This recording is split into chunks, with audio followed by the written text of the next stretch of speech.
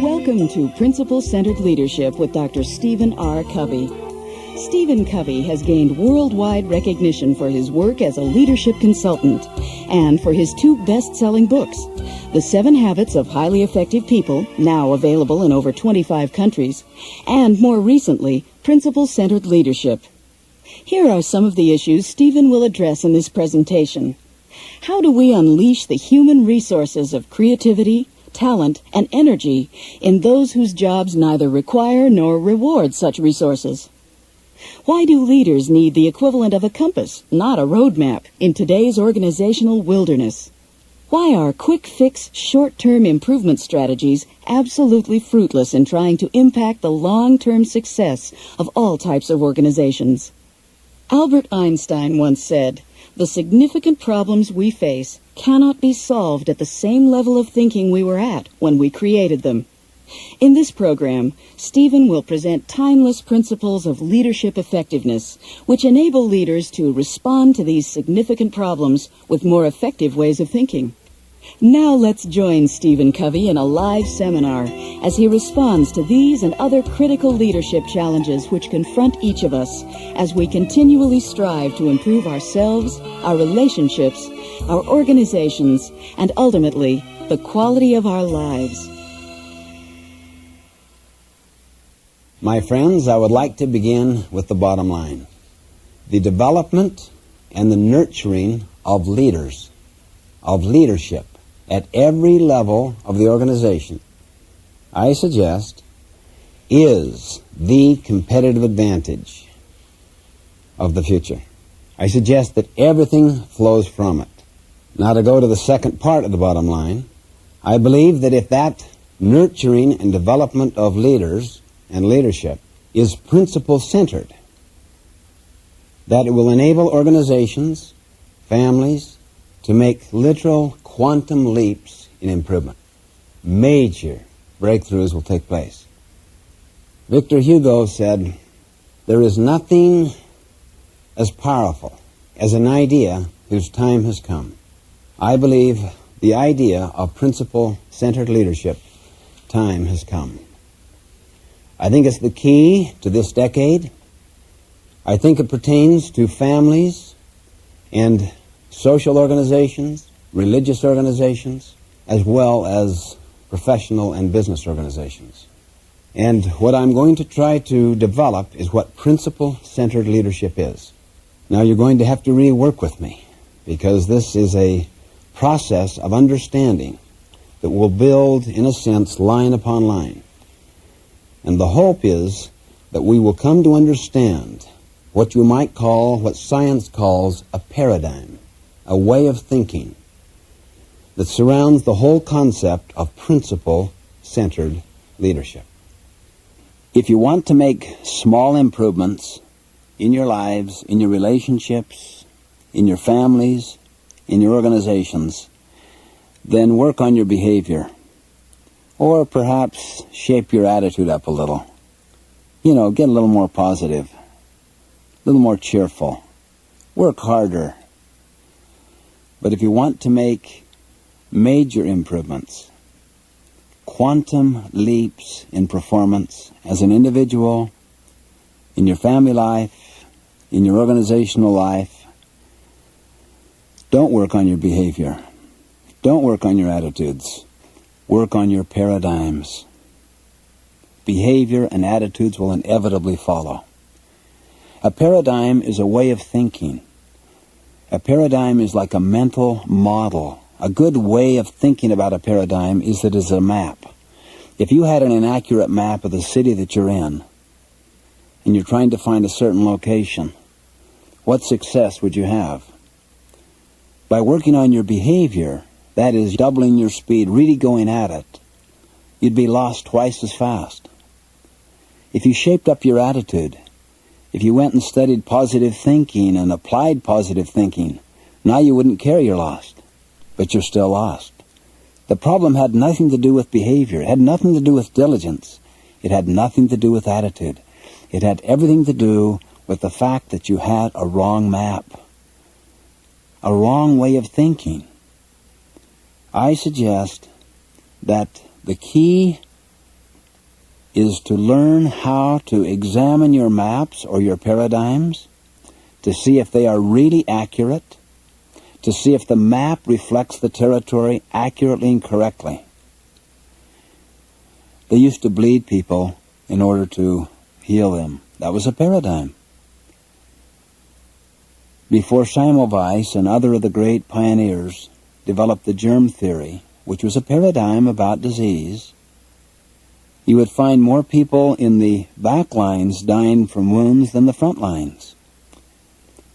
Women were dying from childbirth unnecessarily and preferred midwives because they washed themselves. They didn't know the reason. Eventually, the paradigm was developed and the understanding came. In every field of science, the significant breakthroughs were always break-withs. Ptolemy, the Egyptian astrologer, had a paradigm that the earth was the center of the universe. In fact, the sun was the center of our universe, and that paradigm, or theory, or hypothesis, or model, whatever you wish to call it, wasn't developed until later by Copernicus. And there was tremendous resistance to this concept. Take our government today. Our Constitution, the founding of this country, was based basically on a paradigm that broke with the paradigm of the Middle Ages. No more divine right of kings. It became government of the people, by the people, and for the people. Recently I visited Russia. This was just a little before all of these recent events have taken place. The problem was not in the people, it was in the paradigm underlying their governmental structure. This may be the case in many of the problems that you're facing in your own lives, in your families, and in your organizations. Hopefully, you're becoming provoked in your thinking to examine your paradigms. The flaw is not in the attitude. It is not in the behavior. It is the fundamental underlying paradigm. I suggest the same exact problem exists in the field of management today. It is operating on an obsolete paradigm, one that isn't necessarily totally wrong, but it is incomplete. It is partial. Einstein rewrote the rules of physics, yet Newtonian physics, a clockwork paradigm, could put us on the moon but couldn't explain the basic atom of the universe. It wasn't that it was wrong, but that it was partial. It was incomplete. One Japanese industrialist put it this way: we are going to win, and the industrial West is going to lose, and there is nothing they can do about it. Because the seeds of their failure lie in the way they think. They think that it is in the nature of things that the people at the top do all the important thinking, and the rest wield the screwdrivers. Our concept is that leadership is the art of mobilizing and energizing the intellectual and creative resources of all people at all levels of the organization. Now, what is he basically saying? He's talking about a paradigm shift, a different way of thinking about organizations, about leadership, about management. How do you know you're dealing with a bad paradigm? Simply see if you have confusion. See if your present way of thinking solves your present problems. See if you're buried by dilemmas. Dilemmas means you want two things and you're torn. You don't know which way to go. If you get one thing, you lose the other, and yet you want them both. That's a dilemma. That's one of the evidences of a bad paradigm or an incomplete paradigm. And out of this confusion, out of this dilemma, is real pain. And if you get up against, say, world-class competition in the business field, and you see such superior competition that produces quality and speed to market and other tremendous competitive advantages, and you realize you are so far behind that working harder, working smarter with the old paradigm, thinking more positively will correct it, that's a good evidence. You probably are working out of an incomplete, a partial, or perhaps even an erroneous paradigm. I'll briefly mention 10 dilemmas that are common today. These are dilemmas that I have found to be so common and so generic over a couple of decades of working with organizations that I think almost everyone who deals with organizations will relate to them. 1. How do we achieve and maintain a wise and renewing balance between work and family and between professional and personal areas of life in the middle of constant pressures and crises? Now see if that is not a real dilemma. In other words, you're always waiting for tomorrow when the pressures and the crises have been removed. They never are. How do you yet maintain balance and peace of mind in the middle of all that? And how do you create it so that's part of the culture of the organization? 2, how do we unleash the creativity, talent, and energy of the vast majority of the workforce whose jobs neither require or even allow such use? I frequently ask people, in your organizations, answer this question. Does the vast majority of the workforce possess more capacity, talent, energy, creativity than their jobs allow or require them to use? They always raise their hand. Almost everybody. Well, doesn't that tell us something? Is it possible we're operating on an incomplete or obsolete paradigm of management and leadership? 3, how do we create team spirit and harmony among people and departments that have been attacking and criticizing each other for years while playing political games and working from hidden agendas? In other words, how do you have peace in a culture and harmony when you have such baggage, such history of contention and adversarialism, interpersonal and interdepartmental rivalries? 4, how can we realize that the choice between hardball, that is tough management that tries to force a better bottom line, and softball, you could call that kind management that hopes for a better bottom line, or a bottom line at all, is transcended by a third alternative that is both tougher and kinder? A lot of people have written off this so-called soft, subjective, touchy-feely stuff because it isn't really macho, it isn't strong, it isn't visionary. So they go for the tough, strong approach, the authoritarian approach.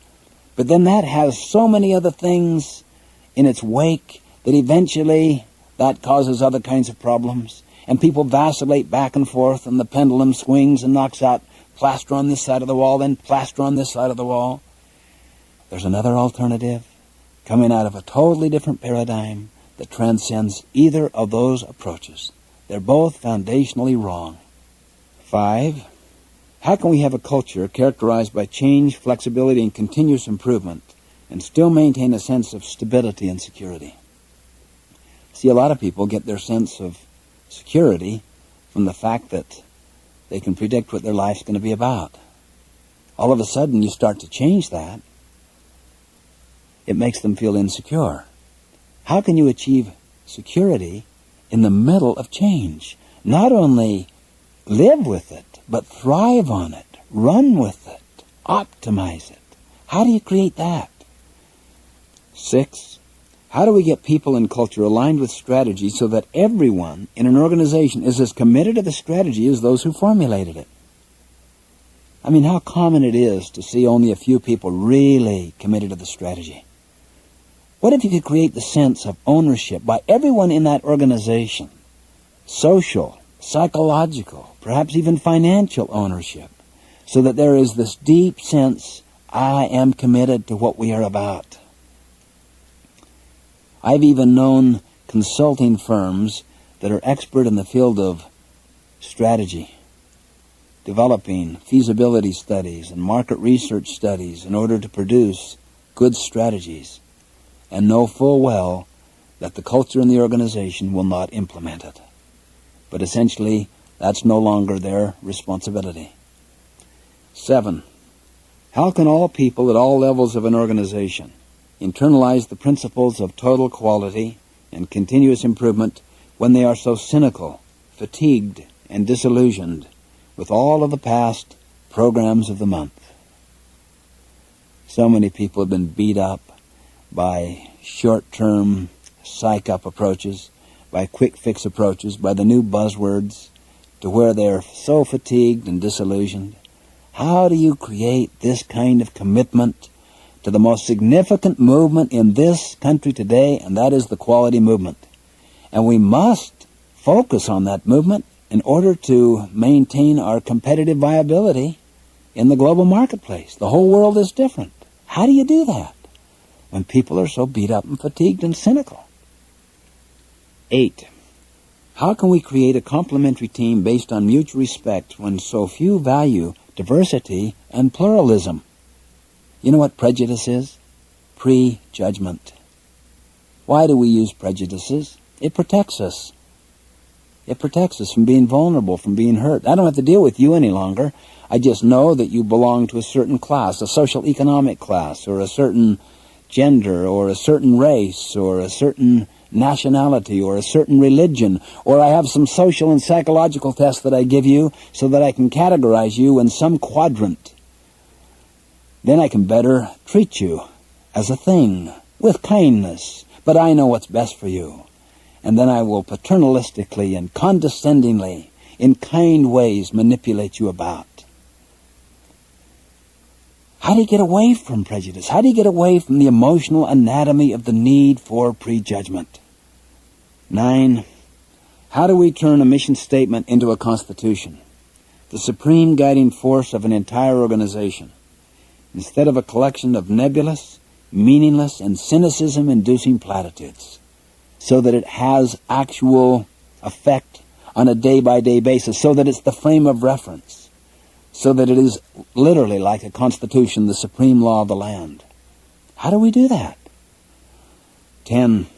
How do we maintain control and yet give people freedom and autonomy that they really need in order to be effective and fulfilled? See, that's a dilemma. If you control, there's no freedom. If you give freedom, then you might have perhaps some loose cannons, and you have to bring back the control. What if you could come up with a paradigm that could resolve that and all of these other dilemmas?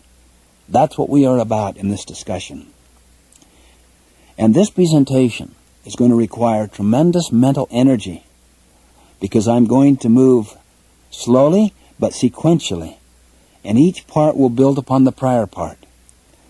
So really go to work with me. All I've done to this point is try to introduce you to the whole concept of paradigms and the necessity to really look at your paradigms if you want to make quantum improvements in life, in organizations.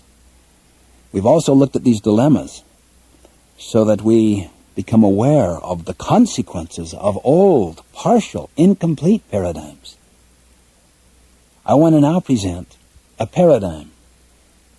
It's really a new theory of management, if you examine it in its entirety, that will resolve every one of those dilemmas. If properly understood and applied, literally will resolve those dilemmas. Now that's saying a lot, properly understood and applied, I admit. But let's first work on the first part, the understanding. Now, the metaphor I would like to use is that of a compass. I like it because a compass has true north. In other words, a principle is an objective reality. See, a principle is something that is external. A value is internal. A principle is objective. A value is subjective. We would like to have our values, of course, in harmony with principles. So oftentimes we can use the words synonymously. But I'm suggesting that the concept of true north, that there is some objective reality, some magnetic pole, that inevitably, no matter where that compass is put, points there, represents the concept of principle-centered leadership. Now, I'd like to give some reasons why I suggest that the compass, or principle-centered leadership, is truly an idea whose time has come. I'd like to give 4 of them. Think carefully about each of them. Let me ask you first this question. Today's world, if you were to think about it and all that's happening, would you describe it like a freeway system or a wilderness? Which would be the most apt description? Wilderness. Why? Why isn't it a freeway system? Rate of change. Okay, the rate of change. And if it were a freeway system, what would that mean? Organized. It could be more predictable. Right. More. Less predictable. People would know where they were going. Okay, the change is so dynamic and so constant, and the rate of it is increasing, that it's very hard to get a handle on the future at all. Would you not agree? I mean, I think it's almost a expression of future shock. You can hardly deal with it. It is so rapid and so complex and happening everywhere at so many different levels. And the problems and issues that are emerging from all of that change are throwing us and throwing our institutions. See, a freeway system is a very well-established highways with patterns and maps. And you know that if I go here, then I'll arrive here. But in the world of business, in the world of organizations, you don't know that. The old model, strategic planning model of setting up long-term goals and strategic plans to achieve those goals, those almost have to be written annually because of the dynamism that is happening out there in the marketplace. Now, the concept of a compass is regardless of what is happening in the wilderness, in the world, you have something that is steady and dependable, something that is essentially changeless. When people have something that is changeless, that they deeply buy into, they can live with change. In fact, they thrive on change. And if they're in a competitive environment, they really thrive because others may be very addicted, even obsessed with a heavy pattern of what you might call freeway maps, see? Policies, procedures, and so forth. And heavy bureaucracy that make people dependent upon that so that they cannot adapt and be flexible. Rose Beth Cantor, the editor, was appointed editor of the Harvard Business Review and has done a great deal of work in the field of corporations and organizations of the future that are truly entrepreneurial and innovative, focuses on what she calls the 4 basic F's. To be focused, to be flexible, to be fast, and to be friendly. And she says only those organizations that have those basic characteristics that we could call principles will survive in the future, will maintain their economic viability. So I suggest that is the first reason why the compass is a powerful metaphor for principle-centered leadership. It makes people so they are not dependent. It makes them so that they can develop their own capacities. But this gets into the second reason. Just as a kind of an acronym to help us remember, these 4 reasons will be all starting with C. They'll all start with C, like the word compass. So the first one is change. The second, which we've also briefly described, is competition. The third is capacity. You see, very few people really tap their full capacities. I think that the more people advance to higher responsibilities, the more their capacities are tapped into. But the vast majority of the workforce have many cylinders in their engines that are not being used. Would you not agree with that? Everywhere I go, I ask audiences, do you agree with that? That the vast majority of the workforce possess far more creativity, resourcefulness, and initiative than their present jobs allow or require. And they all agree. It's almost universal. Then I ask them, is that not the great wasted resource? What could be done to tap into that resource so that you could really reach those creative and resourceful and ingenious capacities in everybody. This completes Side A. Please fast forward this cassette to the end, then turn it over and continue with Side B.